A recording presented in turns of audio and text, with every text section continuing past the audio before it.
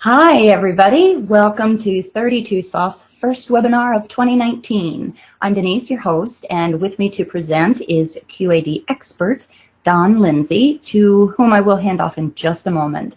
Don has a lot he will cover with you today, and as indicated in the invitation, it'll be a little closer to 40 minutes this month versus 30 minutes. We do our best to be conscientious of your time. And after a smashing debut and follow-up successes in 2018, Don is back to kick off our 2019 monthly webinar series. Okay, well, thank you for the introduction. Today, welcome. I'm kind of glad we're getting a little rain out here on the West Coast, which we need desperately. But today what we're going to do is kind of do a continuation of our forecast webinar that we did in October and talk about some of the advanced functions of forecasting found in QAD.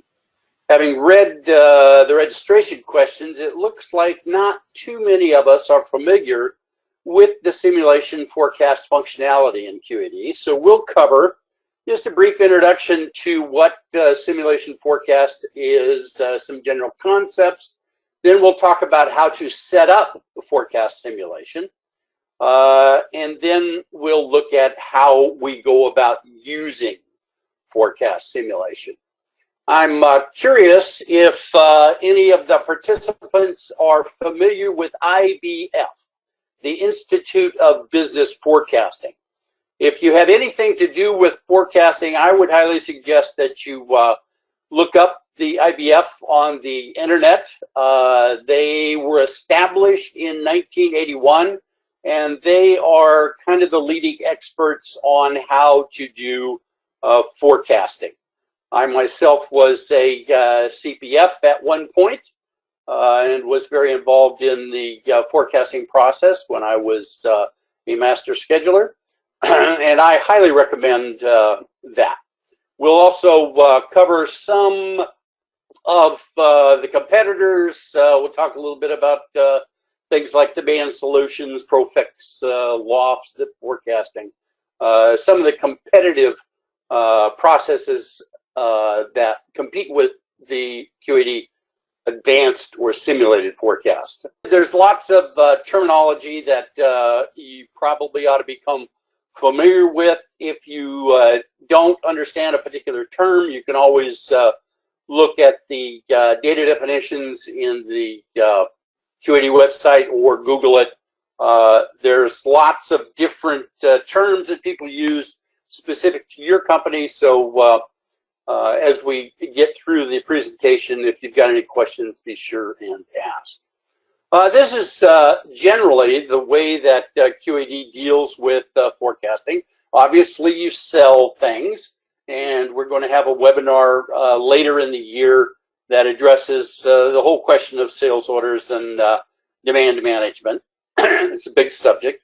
Then you sell things, you invoice, and the QAD simulation forecast then extracts data from that and creates sales history. That sales history is then used in the forecast simulation calculations, and then you copy the forecast simulation to the summarized forecast, better known as 22.1 forecast maintenance, and you drive MRP, and then MRP drives manufacturing. So it's a very important part of the process. This is a little bit more detail on the exact life science of the simulation forecast. We're going to talk about creating simulations criterias. Then, as I said, we take the sales history, we calculate sales forecast based on that sales history. Then we manipulate it through various copy functions that we'll talk about. And then that drives into the summarized forecast. And then finally, that drives MRP. So we'll talk about each of these in the sequence.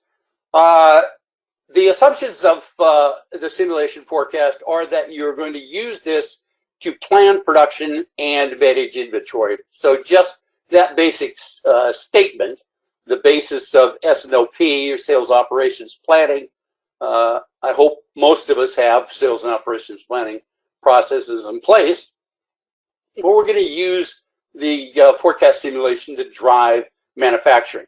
Forecast simulation assumes that the sales of products are going to repeat to some varying degree, either trend, seasonal, whatnot. We'll talk about those later. And the more information you have on your sales, the more accurate your sales forecasts are going to be. If you remember in October, we said forecasts are more accurate in the near term than the far distant. Well, if you've got lots of good sales data, then you're going to have a better opportunity to use the mathematical tools that are in the simulation forecast to drive your forecasting process in QAD. Lots of business issues around forecasting. We can't spend a whole lot of time on each one of these, but product lifestyle, obviously the finance people, budgeting and forecasting is important. We'll talk about forecast consumption. Obviously it drives MRP, production forecasts, spares forecasts. If you've got multiple sites, you need to have policies and procedures. You need to be able to report against this forecasting process to basically help with the customer expectations of what you're going to deliver to them. So there's lots of areas that are affected by this simulated forecasting process and very important to QAD. Lots of people who use the forecast, sales and marketing. They look at sales off sales history. They look at forecasting reports. The master scheduler and the planners are using the simulated forecasting and MRP calculations. Inventory control managers, forecast managers themselves have to deal with the simulated forecast, entering data into the forecast process, and then obtaining reports and analyzing that data that is going to drive your system. There's some a very simple flow chart as to how forecasting works. So we talked about the fact that we use shipment history, and it goes in and looks at IDH and IH, the invoice history and invoice detail history. Then through the simulation criteria and forecast simulations, you drive and produce a monthly forecast. And then we'll talk about what we do with that. There are some limitations to forecasting simulation functionality. There is the fact that you can't use data other than sales history. And you can, but we'll talk about that a little bit later. You can't forecast configured products directly. Now, I have done forecasting on configured products within QAD, but it's a little bit different process. You can't forecast by sales channel. Sales channel is not one of the options for creating sales forecast through simulated or advanced forecasting. And you can't generate a forecast based on dollar volume. I often said, I think I said it back in October, we don't forecast dollars, we forecast things. We forecast items. And so the simulation forecast creates forecast for part numbers and quantities, not for dollars. And it doesn't support base currency changes or indexing or anything of that nature. So there are some limitations, but if you know what you're doing, you can work around most of those. So the sales analysis process begins with 7.17, sales analysis menu. And this is the menu that helps us create the sales data that is going to be used by the simulation forecast process. Forecast simulation runs on sales analysis. So this build sales analysis is what tool you're going to use to create these forecasts. You could also look at sales quotas. There's a number of reports that are available, item ranking reports, sales by customer, etc. But we're going to talk primarily about this build sales analysis tool. So that's 7.17.25.2, build sales analysis. So you can create a new forecast, date ranges, item ranges, product lines, etc. And this build analysis utility program, the UTSA-BLD or IDLB.P, is the program that resides behind the scenes that actually builds and rebuilds these sales analysis files. So as a forecast manager, you're probably going to be using this tool extensively in your monthly or forecasting run.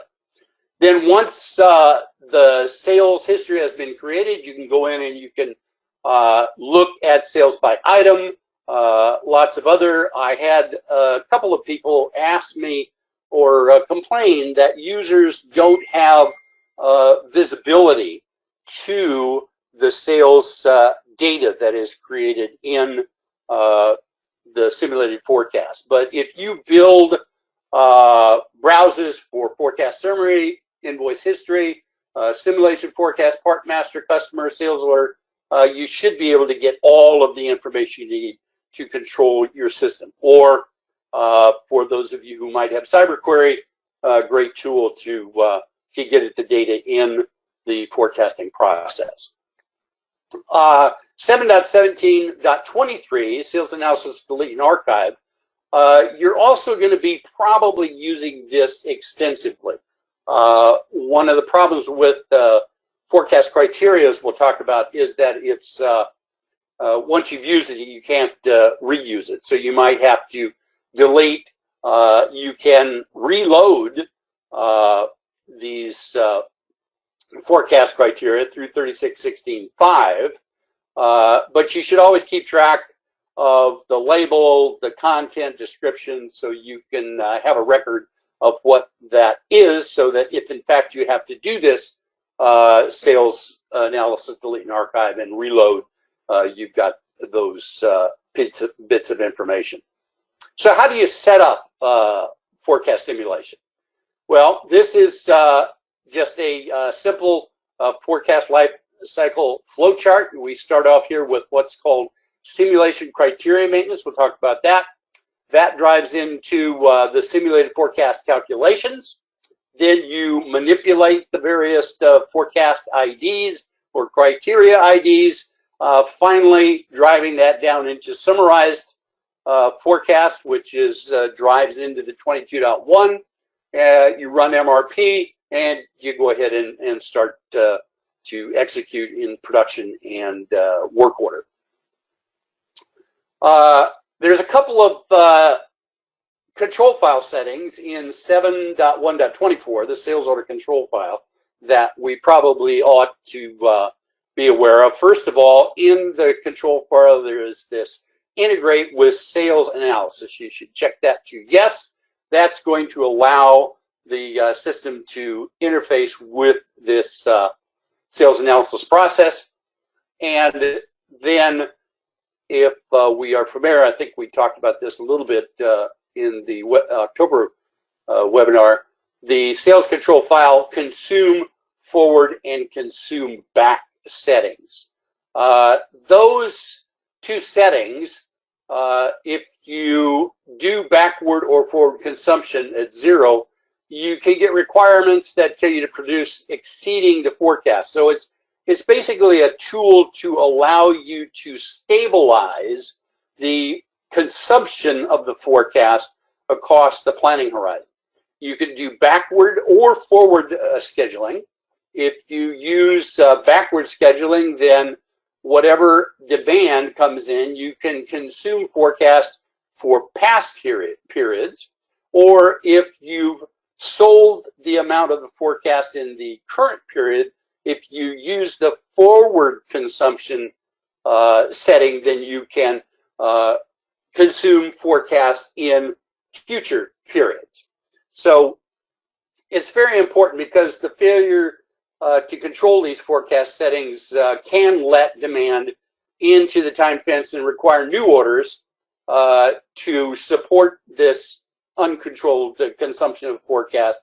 thus violating your plan and causing MRP to go into chaos. So these are two important settings that you need to concern yourself with. I've seen master schedulers change these often when they're starting to learn how to use the forecast and how to consume the forecast by actual sales orders. And then once the system starts to stabilize, you really don't have to change those settings too often. So the first step in the process after we've created some sales data is to look at the criteria templates. So what do criteria templates do? They tell MFG Pro how to do the forecast calculations. We'll look at statistical data, product data, and customer quantities. The template is where the system identifies and stores the system by the forecast ID. Once the template is used, it cannot be further modified. That's why we talked about the 7.23, the delete and archive of the sales analysis, so you might have to learn how to do that. So in 22.7.1, simulation criteria, you create a forecast ID. Now, just a word here about forecast ID. Be creative with your forecast IDs. Just don't say this is a forecast. You may have a forecast for different kinds of customers, for different kinds of products. You might have a forecast for each part number that's subject to independent demand. Remember we talked about independent demand in October? So you create a forecast ID, and then you've got statistical data. We'll talk about that. Then you can define product data, either by item, product line, etc. And then finally, you can create forecast IDs regarding actual customer data. So if you define your forecast ID, if you look at the statistics, you first of all look at the forecast year. You enter the year that you're going to forecast. You can have either a rolling or a year ending, and we'll talk about that in just a second. You can tell it how many years of history you want to incorporate, and then in conjunction with the rolling forecast or the yearly forecast, you define what year this forecast is going to end. So here you can see a yearly forecast. Here we're in January of '99. The forecast year is 1999, and the ending year is 1998. That gives us a yearly forecast. Or you could define a rolling forecast. Depends on how your sales and operations planning and your marketing people are forecasting. But in this case, same situation here. You can do a rolling forecast from April through March of the next year. In the statistical area, we'll talk about the forecast IDs. There are these two alpha factors. We talked about alpha factor in terms of exponential smoothing back in October, and trend factoring, which also is similar to the alpha factor, but it allows the tracking of trend. The user factors can be used when you create your own forecasting template, and we'll talk about that in just a second. The production area of the simulation, here you can define the item, the product line, etc. And if you want to make sure you forecast by site, here in 7.1.1, you are probably familiar with the site on the specific line item of the sales order. That would be how you define the forecast ID that's only going to look at a particular site. That would be in a multi-site environment. You can also specify customer parameters, shipped to, sold to, regions, list types. For those of you who are not familiar, this is a real excellent way to manipulate your forecast IDs. There are some system assigned list types that are valid in 2.9, sales company, end user, etc. And you can create your own, and any particular address can have multiple sites. So as you create your forecast IDs and you want to look at a particular customer, or a type of customer, you can create forecast IDs for that. So now that you've created the forecast ID, let's look at the calculation methods. The calculation methods are a 2-digit forecast method that indicates a progress procedure to run. Alpha, trend, and user factors can also be used in some of these, but this tells you basically which calculation method that you should be used. The sales history build can do either a trend, seasonal, history, or cyclical. It recognizes any one of those predominant patterns in the sales history to look at these forecast methods. And the forecast method analyzes the sales history to forecast future demand. It uses basic time series analysis, and for those of us who are familiar with time series, that's just a series of data points like a Dow Jones average or the height of the ocean currents or whatever.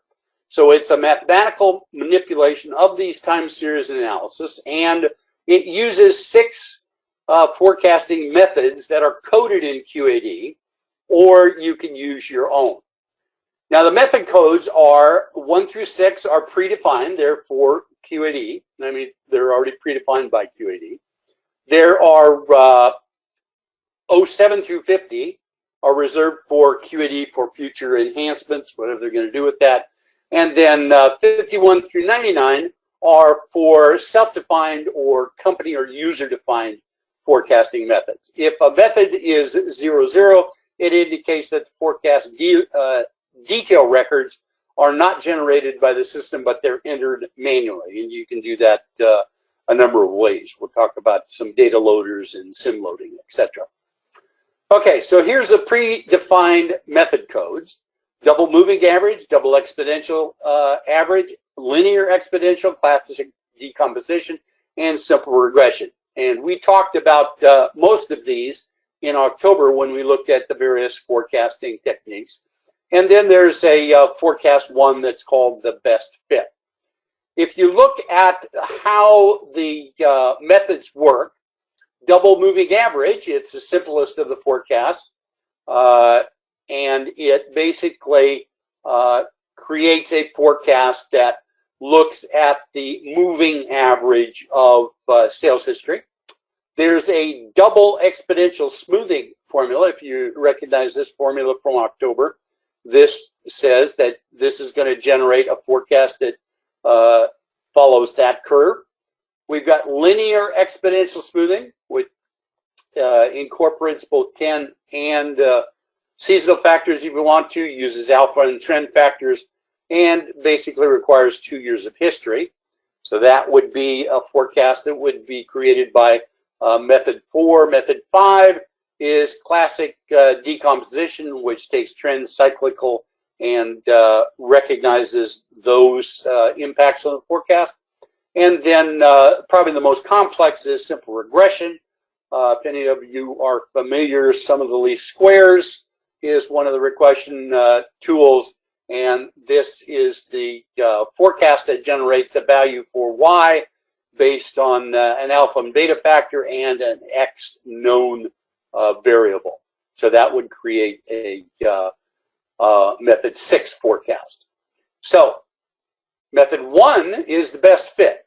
It uses all the predefined methods and selects that with the least mean absolute deviation. Remember, we talked about MAD, mean absolute deviation, in regards to tracking the forecast. So QAD is going to go in and give you the least mean absolute deviation. It doesn't require any knowledge of underlying patterns. It just basically does itself. And they recommend that you use this at least once just to kind of see how it looks. Here's a little summary of how the system deals with these 5 predefined method calculations in terms of cyclical, seasonal, horizontal, years of history, trend, and alpha factors. You can look at that as you start to develop these methods and your definition of forecast IDs. So now that we've created the forecast criterias and defined the methods and looked at the alphas and the trends and defined the part numbers and the customers that we're going to want to be dealing with. So now we want to use or be able to create our own.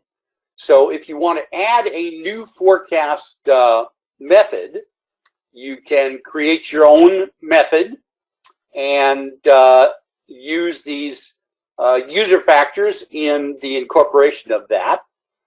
And you would go ahead and put an XX, the value from 51 to 90 would be that forecast method.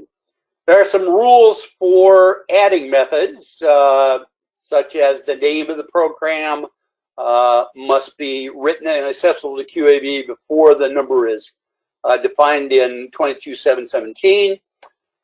Procedure uses a couple of these, and basically you need to be smarter than I am. You'll probably need a progress programmer to define those if you want to. But I know several companies that have done that in the past. So here's the setup summary. You set up your control files. You create a series of criteria, templates, identify the template, specify the sales history time frame, determine the calculation method, indicate the items that that particular forecast ID is going to forecast, and any specific customer parameters that you want. So now that we've created the forecast simulation IDs, we can start to use this set of tools through basically the simulated forecast calculations. So how do you do that? Well, first of all, you run the simulated forecast calculation for a particular forecast ID. That loads the forecast. You can then create the forecast manually, copy, maintain records manually. That then drives down into the summarized forecast, which is the 22.1. You run MRP, and then if you want to, as you refine the process and become more knowledgeable, you can create new methods or new forecast IDs that allow you to track the system a little bit finer. So in 22.7.5, simulated forecast calculation, you run this by forecast ID and define, or you can define the template at the time of the calculation. So you don't even have to go in and create the forecast ID. You can do it directly in 22.7.5 if you feel bold enough to do that. The forecast is generated for every item within the item range. I know one particular company that sells approximately 70 to 75 end items. So they have a forecast ID for each end item. Other companies that I've worked with have thousands of things that they sell. So they have developed these forecast IDs to help them create forecasts for groups of items, groups of customers, product lines, etc., etc. So template and detail records are calculated or updated at the time of the calculation. And a little caution here, the template is frozen and can be further modified in criteria maintenance if you have done 22.7.5. And this is one of the reasons that we might want to archive and reload certain sets of sales history. The calculation analyzes sales history to predict what sales are going to be for a given year or next 12 months. The results are only as good as the stated data reference. That's given. Calculates forecast. You should calculate forecast frequently for high cost items. So if you're selling an item that's $15,000, I'd probably generate a forecast every week. And then once you've done that, you can also create forecast manually. If you create forecast manually, you can't produce a rolling forecast. You can only have an annual forecast. You create or modify in the forecast detail record, and we'll look at that in just a second. Provide the forecast year, the item, enter the quantities for each month. And the forecast method for this would be 00, because otherwise you're going to use one of those predefined 5 tools. So you modify the results of the forecast, and this is pretty much going in and either directly modifying the detailed forecast, copying simulated to simulated forecast. We'll talk about some combine and trend loading methods that we use. But you need to go in and manipulate these forecast IDs to get the best possible forecast that you're going to be able to come up with. The modification methods are, you can use 2277, direct detail maintenance. There you're going to enter the detail records manually. Or you can copy a single item simulation, or you can copy a whole simulation forecast to another forecast ID. So here in 2277, you enter the forecast ID, and then you can manually enter that. You can either do that through SimLoad, or Alex has a 2277 detail forecast maintenance 32-soft loader that you can do it through a spreadsheet format. And I won't go through the process. I'm sure most of you are familiar with the 32-soft data loader formats. Or you could copy forecast results. Copying and combining forecasts when you have to predict a new product, or you want to aggregate all forecasts. Let's say you're going to have forecasts for internal R&D demand. You've got internal forecast for production, for testing. You got external demand for customers. You can do all of that copying and combining to arrive at a final simulated forecast that you can then copy to the summarized. And there are all optional multiplicative and replacing combining that we'll talk about. So in copying forecast, here you can use 22711 or 22712, either a simulation or a multiple. The simulation to simulation allows you to enter a source and a target and do this some combine. Same thing with 227. You can do source and target either by item, or you can have a different target item number other than the source item number. So there's all sorts of ways that you can deal with manipulating the forecast to get what you need. There are what are called multiplicative factors. Say that 6 times fast. There's a base where you can copy and use a percentage to increase the forecast. There's a scaling factor, and there's also a trend calculation that allows you to use those copy and combine. So the multiplicative factors apply to forecast results when you replace or combine by period, and basically you need to experiment with these values. You need to understand exactly what that's going to do to a copy function, or when you combine or replace these forecast IDs, so that you understand better what the actual results are going to be. There are loading methods for the detail records at the item number. You can either use an auto spread, load last week, load first week, and this kind of gives you a brief example. If I'm going to auto spread the forecast across the periods, I might go ahead and do that evenly across all the weeks in a particular month. If you use the load first week, you'd load it in this case, April 3rd of 2020, and here, if you want to do it in last week. Now, this is important from a manufacturing point of view because the forecast is going to drive MRP, and are you going to want to drive all of your requirements in the first week of the month or the last week, or do you want to auto spread it? So again, you're going to have to think about how you want to use these forecast IDs. So here's the simulation to summarize. This is where the rubber meets the road, because this is going to copy from the simulated forecast IDs that you've manipulated, copied, combined, base, trend, etc. And it is going to drive to a particular site. So if you get a multiple site, it's going to drive to a site. It's going to ask you for a loading method. So how are you going to load it? Auto, last, or first?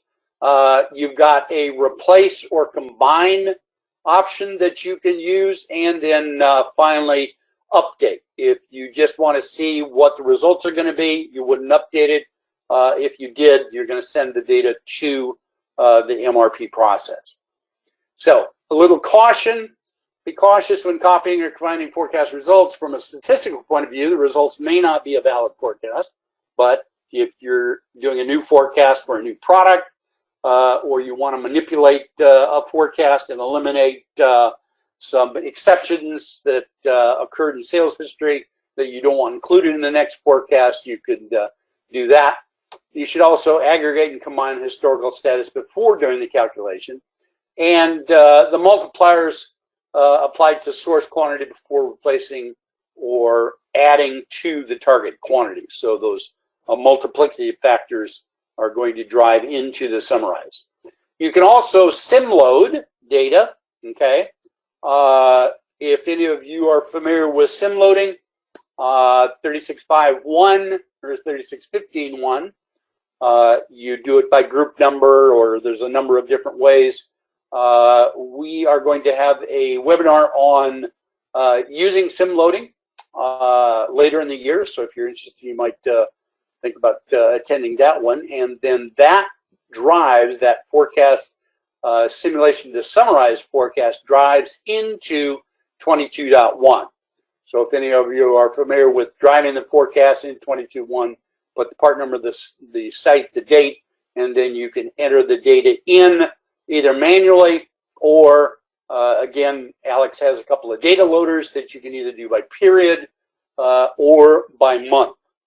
So then once you summarize the forecast, you're going to run MRP, either net change, regenerative, or selective, depending on how you want to do that, into 23.1, 23.2, or 23.3.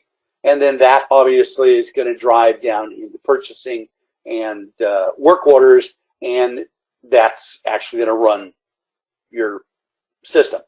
So you can see how important these forecast calculations are. They are ultimately what is going to tell your system how and when to operate. So as a summary, it's really pretty interesting. I mean, pretty simple. You run the forecast calculation, you load the forecast, get a forecast summary, and drive MRP. It's pretty straightforward. We talked about 22, or the delete and archive for sales analysis. There's also a delete and archive for 22.723. And again, you're probably going to be using this extensively. Again, if you want to, you can reload it with 3616.5. I would always run the delete with the delete set to no first, and then find out what it's going to do, and then come back and do a delete equal yes. There's a number of reports in addition to the browsers that you can create yourself, or with Cyber Query. There is this 22.7.9 detailed forecast report, and this allows you to look at forecast IDs, how they're generated, and then look at that in terms of extended price and margin. This always is one of the accountant's favorite reports to do. So, as just a review, forecast simulation, it is probably one of the most important things you're going to do in the supply chain, is to create your forecast. You just, QAD allows you to use this varied and multifunctional module to create forecasts. It's probably as powerful as any application you can get outside, demand solutions, zip forecasting, any of them. The problem with those is you're going to have to build an API. You're going to have to worry about updating data. You're going to have to worry about interfacing the two, reporting, etc. This is all incorporated with inside QAD. There are obviously some business considerations that you need to look at, and then you can set up your forecast simulation IDs, however detailed or granulated you want to get.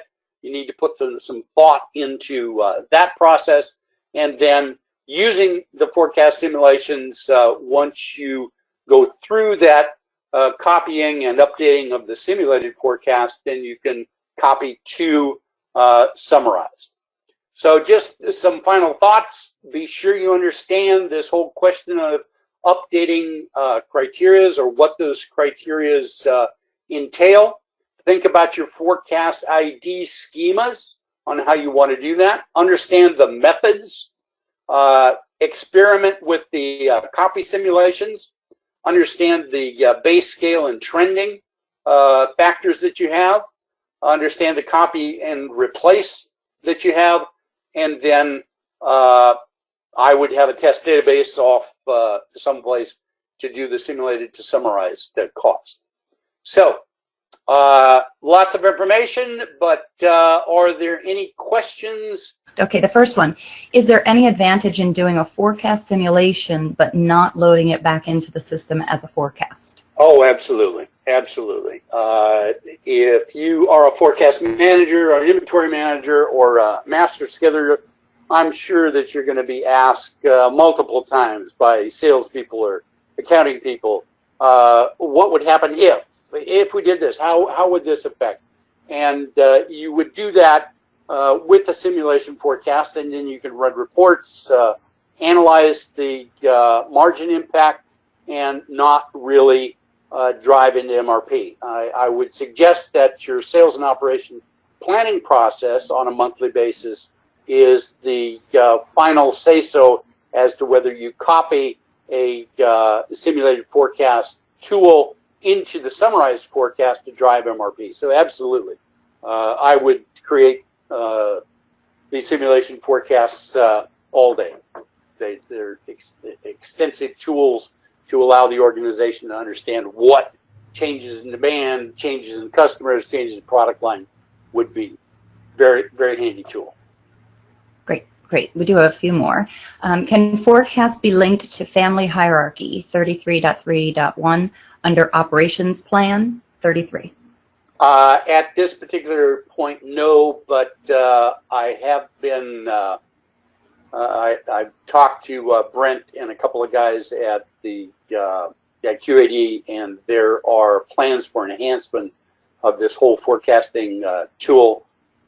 As it said in the beginning, one of the limitations, if you noted my Trump wall, if you want to do it by sales channel, it doesn't have that capability now, and at the current point, you can't do a forecast at in the production operations side of QAD. So regrettably, no, you can't do that. Okie dokie. Are there QAD tools for analyzing accuracy of past forecasts? There are obviously the ability to record actual sales and compare those to the 22.1 forecast maintenance that you've input. There is nothing automatic that I know of that, but if you save those summarized forecasts, you can compare those to the actual sales, calculate your mean absolute deviations, calculate your safety stocks. You can do all of that to a certain extent offline, but there's nothing automatically that will have QAD do a plan to actual for forecast. But the tools are there. You can do it yourself. Okay, thank you. Does actual new demand override any forecast values? No, it does not override any forecast values. As you saw in the 7.1.24, the combine or the consume forward and consume back. The only thing you can do is consume forecast. It does not actually override forecast. So actual demand never actually overrides forecast. But by use of those consume backward and consume forward tools, you can control basically the stability of the production plan in terms of how orders come into the system. But demand does not automatically change forecast. Okay, we've got two more. Is it possible to generate upper level forecast only, forecast for a product line rather than for the individual items in the simulation? I have done that in the product structure maintenance in 13.5. You can create a planning tool. I think the structure type is option. So you could go ahead and create part numbers for those planning structures and then forecasted the planning structure and then explode that down through the system through MRP. Again, I would be very cautious and do that in a test environment and understand exactly what you're doing. But yes, you probably could do that, and I've done it in the past, yes. Okay, and the last question, does it require your part numbers to remain the same over time? Oh, yeah, I would think so.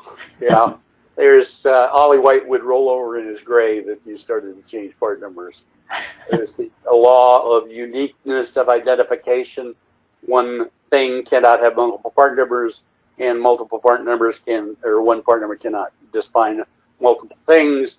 And it's a standard business practice. Never change your part numbers to define something they weren't. So yeah, I would very much oppose any manufacturing engineer that wanted to come and change part numbers. Just give it a new part number. Okay, that was the last question that we have, but I will encourage everyone to, if anybody does have questions after the session, please do pick up the phone, give us a call, or shoot us an email, and we'll be sure to answer all questions, of course, but any that we receive prior to publishing this webinar, we will include when you receive the replay. So we'll move along. I can check again before we close out. Our upcoming events. Here's a look ahead to February's webinar. Elena returns to share a graphical format option for viewing and interpreting your production schedules. We are sorting our spring and summer webinar topics now. We have a lot of good stuff coming. So in addition to a March webinar, we will attend and present at the Midwest User Group Conference again in the spring. Also, EDU 32 is here.